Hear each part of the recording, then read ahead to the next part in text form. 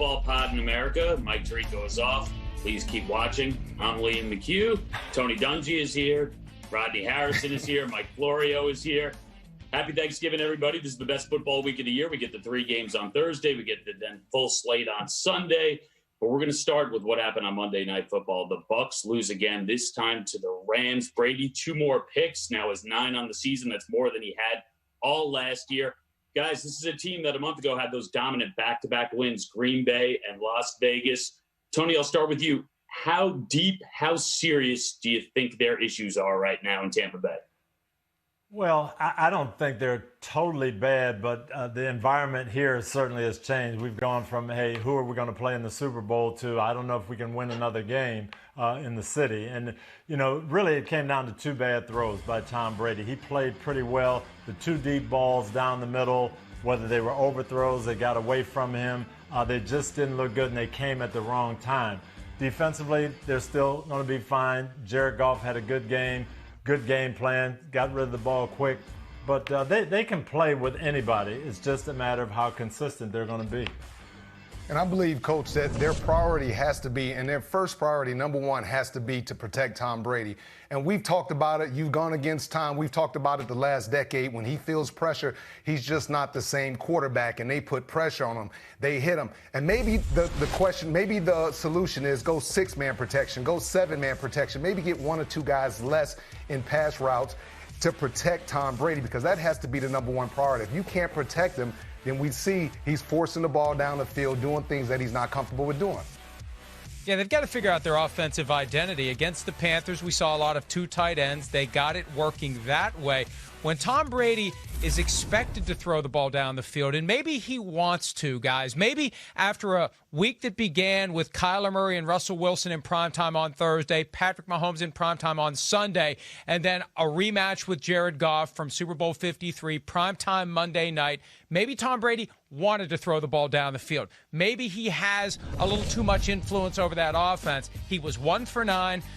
Of throws 15 yards or more with 2 interceptions last night. They can't throw the ball down the field. He doesn't have time to do it. It's not working. They have to get back to 2 tight ends, run the ball, set up play action, and throw out of those formations if they want to be consistently effective. Yeah, Bruce Arians spoke a lot about the execution of the plays, but Mike, I mean, what it sounds like you're saying is maybe this needs an adjustment from the coaching standpoint. You got to get back to certain things that work for you.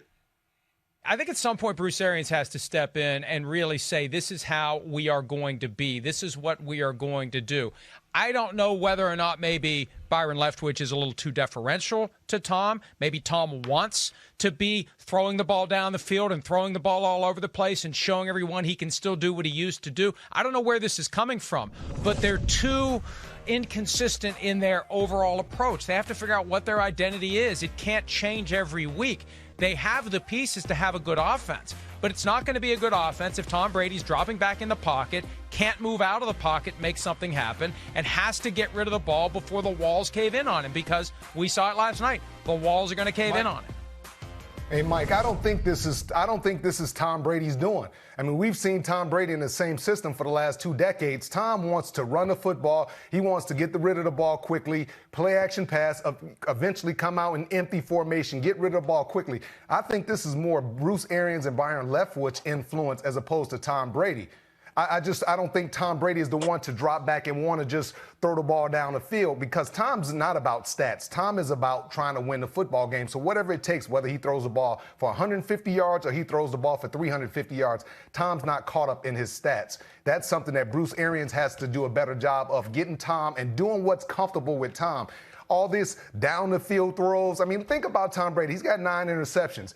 Right now, that's 1 more than he had all last year. So they're forcing the ball. And then you look at Jameis Winston, it seems like everybody in Bruce Arians' system, they throw interceptions. Jameis Winston had 33. Tom has 9. So you have to look at the coach. Well, and when they were really effective, if you look at it, the empty sets, throwing the ball fast, getting it to Antonio Brown, getting it to all their playmakers quickly, and then taking your shots off play action. They would bring the 2 tight ends in, 3 tight ends, and now you got Gronkowski or you've got Mike Evans on one-on-one situations. You've got protection and throw the ball down the field, and it's been effective. But just lining up, as you say, dropping back, trying to throw those 25-yard post routes and those fades. That hasn't been there. So I do agree with you, Rodney. I think looking at the style of play and how they do it, they can be fine.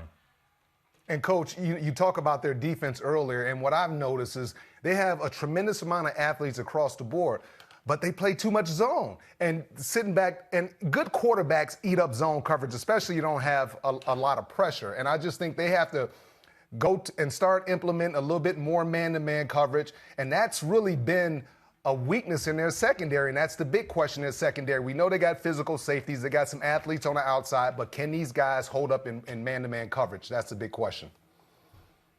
Listen, all the headlines are going to be about Tom Brady, and rightfully so. You figure everything he's done, all the weapons he has around him. But on the other side of this, Tony, I'm curious, the Rams defense, the way they're playing right now, does that have you believing that the Rams could be a team that represent the NFC in the Super Bowl? I do like the Rams. Rodney talks about being able to play man coverage. They've got that. They've got pass rushers. Last year, they had trouble stopping the run, but it seemed like with this new system, they're playing better run defense. And obviously, their offense is going to score points. They played from ahead a lot. So I think the Rams are as tough as anybody in the NFC. The problem with all these teams are nobody's playing consistent ball. We watched Tampa Bay against Green Bay, and we said, oh, Tampa's the best team. We watched New Orleans take Tampa apart. Tampa's the best team. But everybody's having these up and down games. Who can string together 5 or 6 weeks in a row of good football? And, Coach, you know what I like about their defense?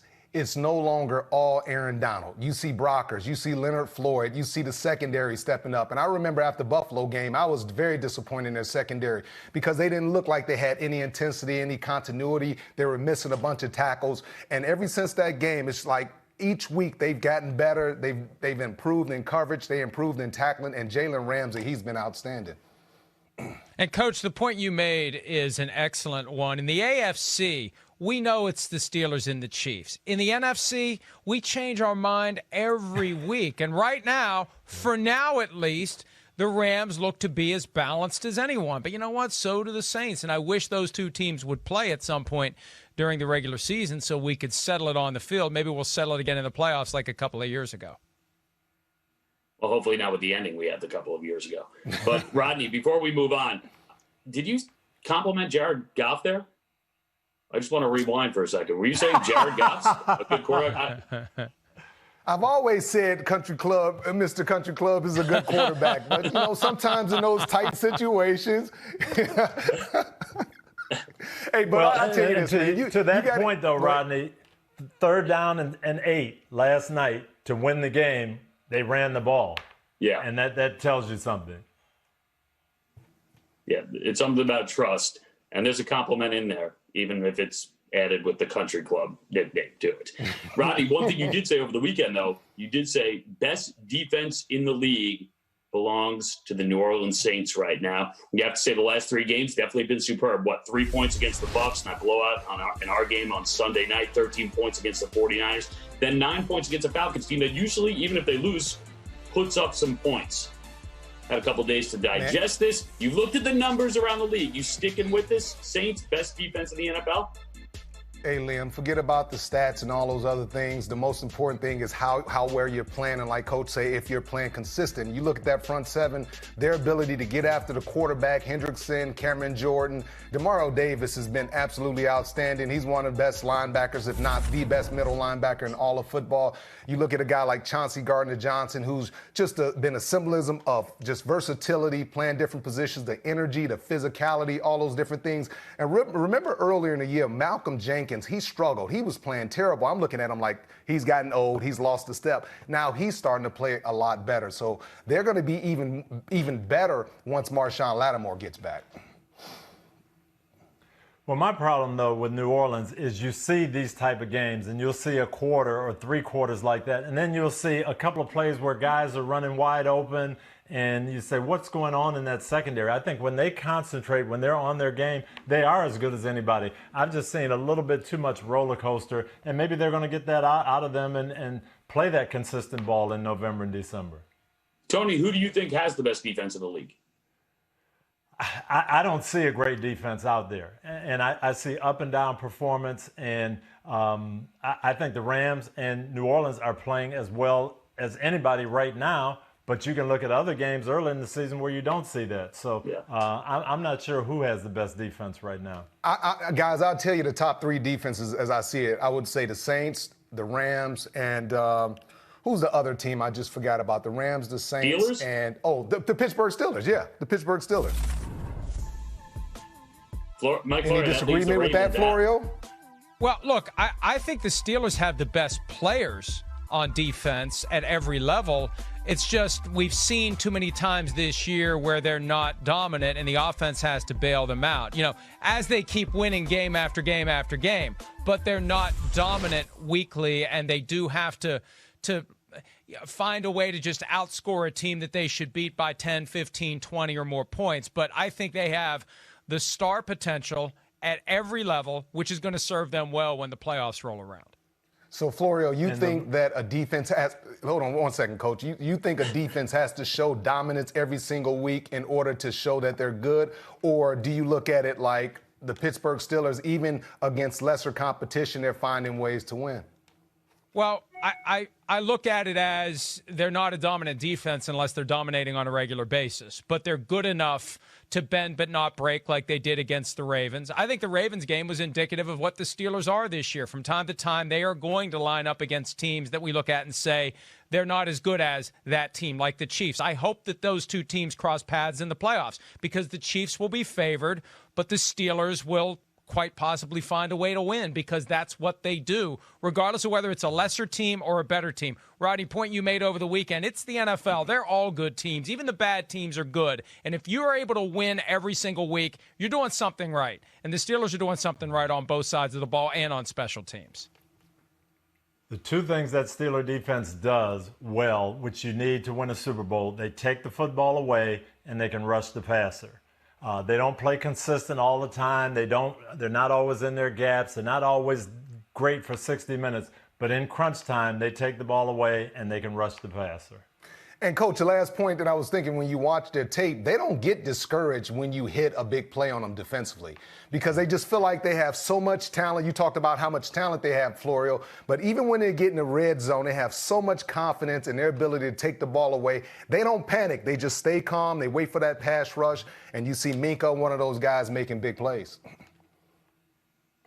Yeah, and Tony, to your earlier point about the idea that maybe there isn't a great defense because we don't see it week in, week out. I mean, it wasn't that long ago. I think you'd have to have the Ravens right at the top of this list defensively. Yeah. And this is a team that was the top seed in the AFC last year. Right now, on the bubble, on the outside looking in, they dropped the back-to-back games. And then you look ahead to our game. Thursday night against the Steelers, you're not going to have Mark Ingram. You're not going to have J.K. Dobbins. You're not going to have Brandon Williams, all because of COVID-related issues. This matchup, it's interesting because this is a team that overcame some COVID-related issues when they beat Indianapolis. But now this seems like a lot to overcome in a big moment against a massive opponent, Tony. And I think it's going to be their defense that has to come through. Pittsburgh, the last couple of times they played Lamar Jackson, they've confused him. And he hasn't been great. They've moved the ball, but they've turned it over. They haven't been that dominant running team. So I think this defense is going to have to go in and shut them down. They're going to have to think maybe a 17-point, 20 points at the most. And I haven't seen that from this defense in the last few weeks. They've got to get that swagger back. And if you're the Ravens, this is the most important week of the season because you're coming off consecutive losses and you have some doubts and things like that. Now you can't be in the facility around your teammates, around your coaches.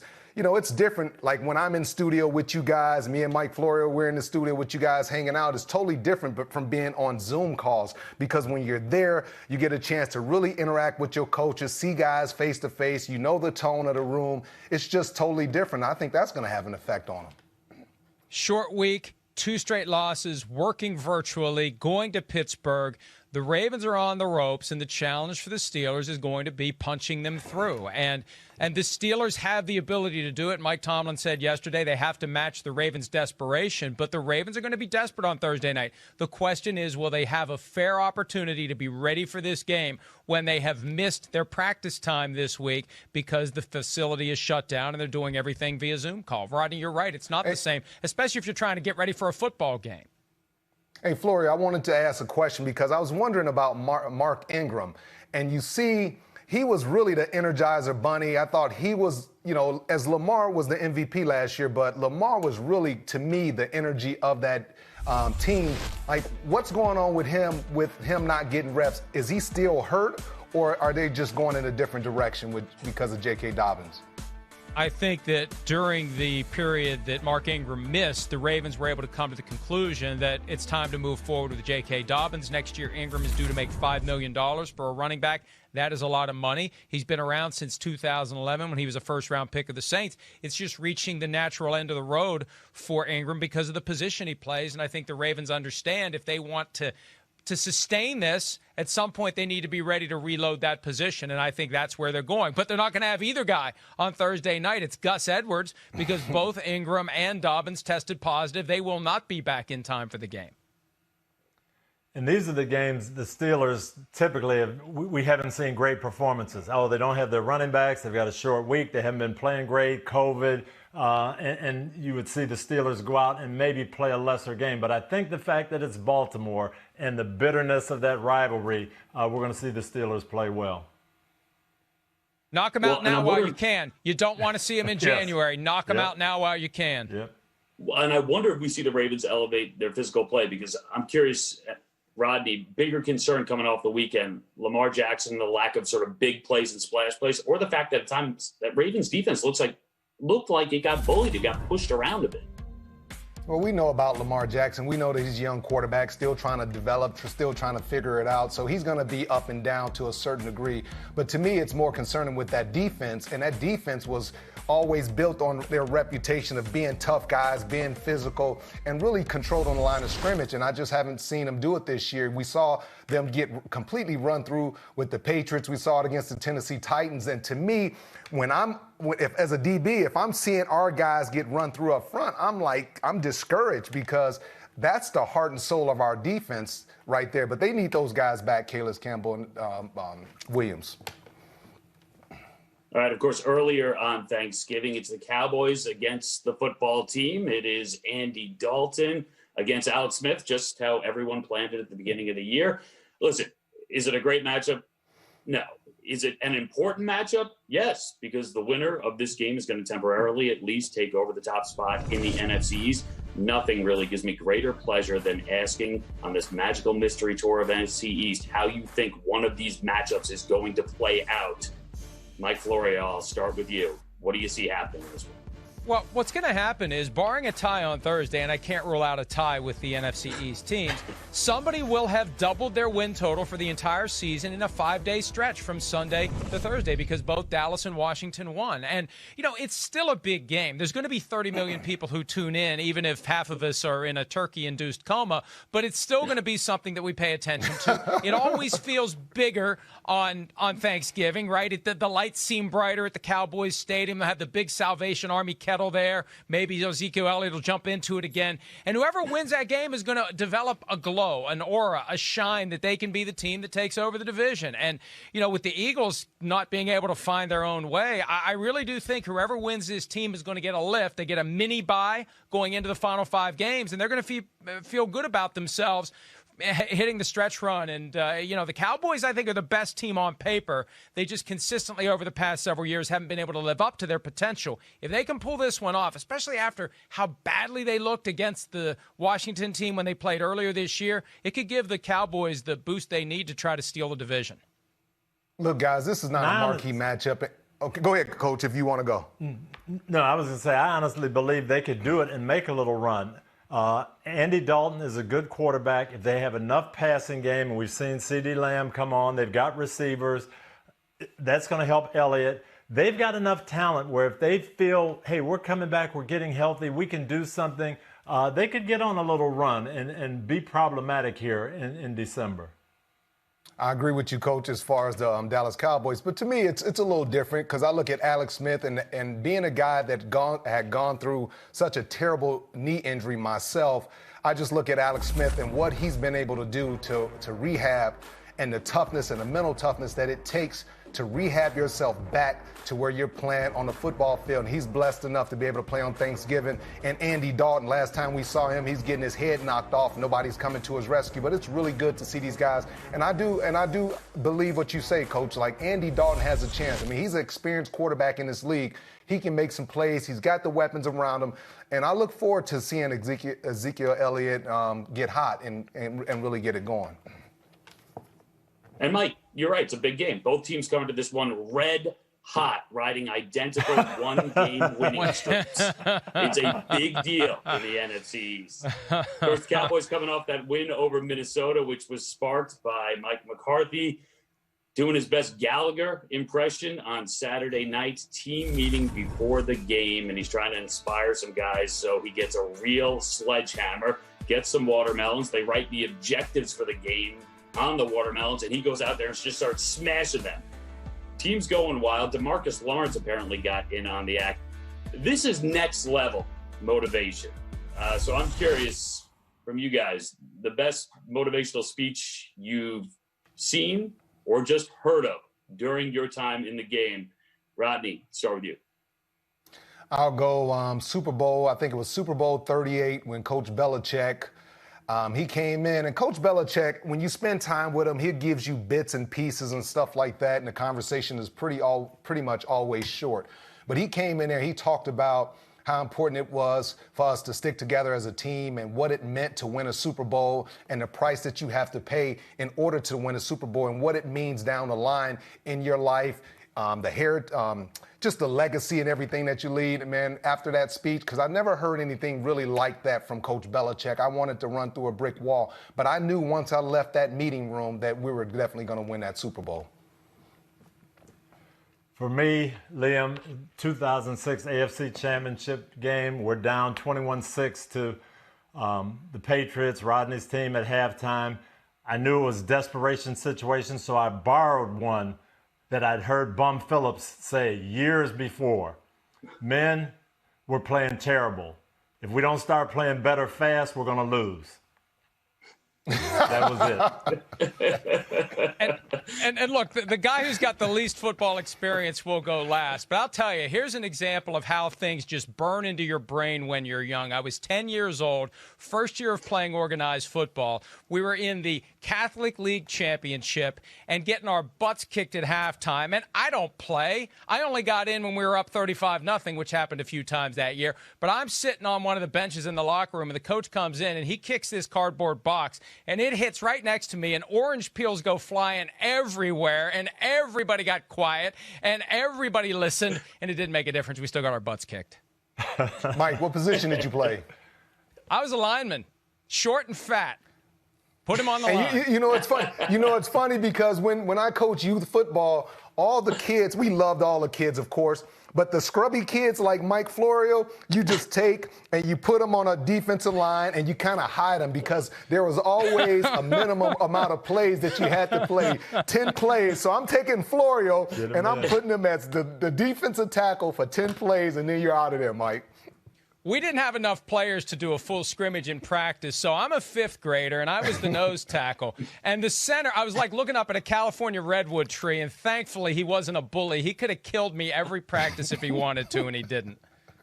I love that. Scrubby kid is a term of endearment there from Rodney. Yes, absolutely. And listen, no one's got less football experience than I do. I played soccer my whole life. I played soccer in college, but I had a college teammate tell me about a motivational speech that he got from his high school coach back in the day. There was a kid on the team whose dad had been the town mayor, and he had just lost his bid for re-election. Now, this kid wasn't the most talented player on the team, but he'd been playing really hard. He'd been playing well.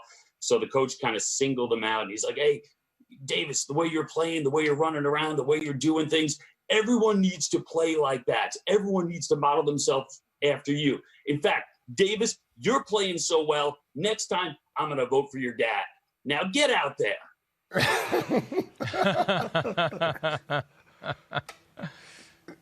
Inspirational words. I think what All this right. tells us, Liam, is motivational speeches are overrated. Huh?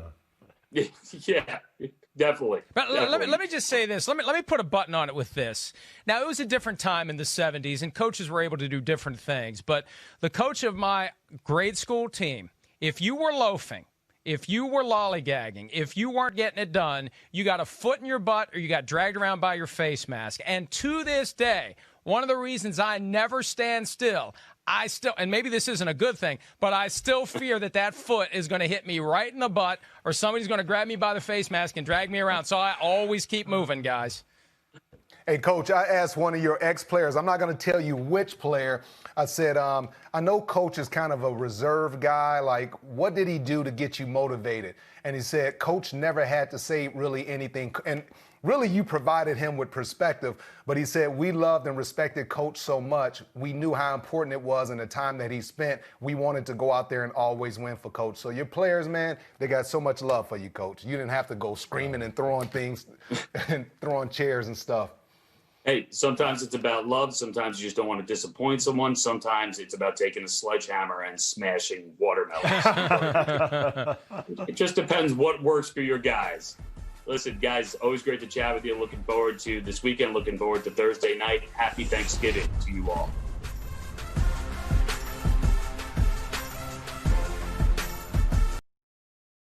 Hi, I'm Mike Tirico, and thanks for watching. Make sure to hit subscribe for the latest news and highlights from NBC Sports.